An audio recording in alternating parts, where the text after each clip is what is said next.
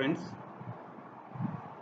myself Dr. Ashok Kumar B. Surapur, Assistant Professor and Research Guide in Department of Education at Karnataka State Akka Mahadevi Women's University, Vijayapura, Karnataka State. Today I am dealing with educational administration, definition of educational administration and principles of educational administration. Before going to start the session, I have started this education YouTube channel for all my friends, those who are in the field of education as well as administration. My main intention is to refocus and refresh their knowledge. Hope you all will get the benefit from this. So please refresh your knowledge by becoming the subscriber to my channel, education channel, YouTube channel. And if you have any doubts regarding that, you are most welcome to ask me the questions or any clarifications, queries through my email ID. Let us start. What is educational administration? So let me to keep few definitions. Before that, educational administration includes functions like planning, organizing, financing, directing, supervising, inspecting, and evaluation. It is also concerned with elements like setting up of goals of education, review, feedback, and innovation. Then, what is educational administration? According to R. Mort, educational administration is the influencing of one group of human beings,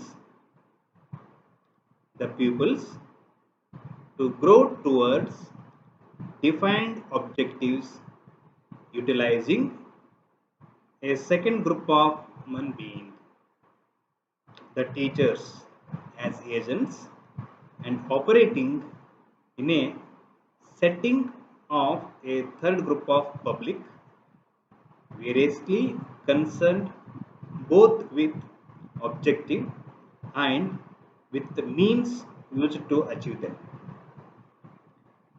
Next, one more definition. According to Yearbook of National Society for the Study of Education, in short form NSSE, educational administration is a social statesmanship which guides educational activities, plan, programs, and facilities, and provides leadership in a long-term but broad social perspective. These are the two definitions of educational administration. So I have given you about a brief about educational administration and two definitions of educational administration. Now let us discuss about the principles of educational administration. There are 13 principles of education administration Let us discuss one by one. Number one, principle of sharing responsibility.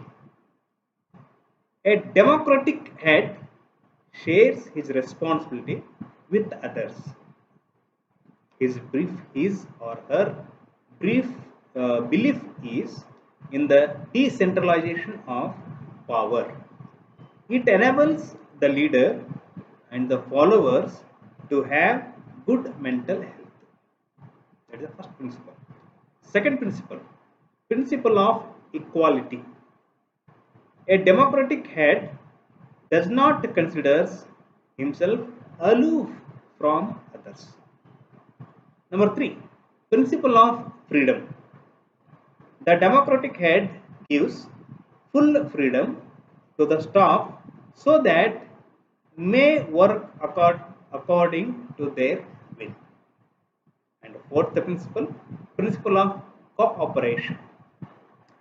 Every member of the school should fully cooperate with the colleagues and with the head of the institution. It needs combination of many hands and heads. Next, fifth one, principle of justice. The democratic administration will be successful only if the headmaster does justice to one and all. See how wonderfully these principles have been described. Next, sixth one, principle of recognition of individual worth. In democratic administration, the head shows equality to all. Next principle, principle of leadership. Democratic administration needs leadership at different levels. The school administration must possess the qualities of leadership so that others may also follow him or her. Next principle, principle of democratic philosophy. A set of philosophies behind every working ensures its success. In a democratic setup of life, a democratic philosophy of the head will make the institution function smoothly and effectively. Ninth one, principle of flexibility. A democratic head of institution believes in the principle of flexibility. He or she is ever ready to accommodate other in the wider interest of the institution. 10th one, principle efficiency. The fact, however, remains that all people are not capable of doing the same job with equal efficiency. Next one, principle of optimism. School administrator should be fundamentally optimistic in his or her outlook and constructive in his policies and procedures. 12th one, principle of professional growth. The success of the administrator depends to a large extent on the efficiency of his colleagues and subordinates. Next, 13th one, principle of relative value. All decisions should be made on the basis of relative values. The betterment of the school or students should be the most important determining factors. So these are the principles of educational administration. Friends, I will stop here. Today we have discussed about a brief about educational administration, two definitions of educational administration and 13 principles of educational administration. Hope you have got the information, and if you have any clarifications, any doubts, you are most welcome to ask me through my email ID. Thank you and all.